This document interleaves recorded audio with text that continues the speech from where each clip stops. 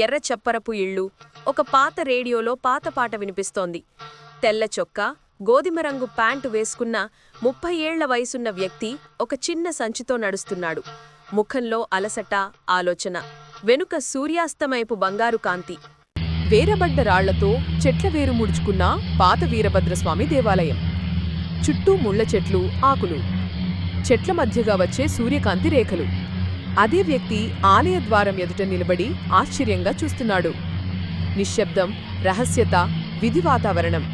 గ్రామ పాఠశాల ఆవరణలో సాదాసీదా పత్తి చీరలో ఉన్న యువతి లక్ష్మి పాత పుస్తకాల పట్టుకుని రాఘవుడితో మాట్లాడుతోంది.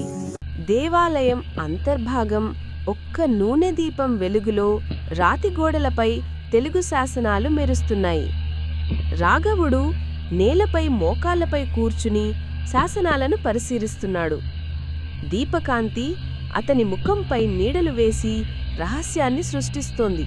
దేవత విగ్రహం వెనుక రహస్య మార్గం తెరుచుకుంటోంది. రాతి గోడలు పక్కకు జారుతూ కనిపిస్తున్నాయి. కాంతి కిరణం లోపలికి పడుతూ సన్నని టన్నల్ కనిపిస్తోంది. రాఘవుడు, లక్ష్మి ఇద్దరూ జాగ్రత్తగా లోపలికి చూస్తున్నారు.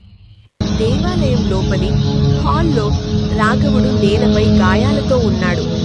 అతని ఎదుట శ్రీనివాసరావు మరియు అతని వ్యక్తులు టార్చ్ లైట్లు పట్టుకుని నిలబడ్డారు.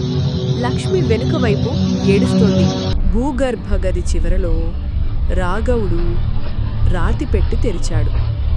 అందులో బంగారం కాదు, కానీ కాంతివంతమైన తాళపత్రాల గ్రంథాలు ఉన్నాయి.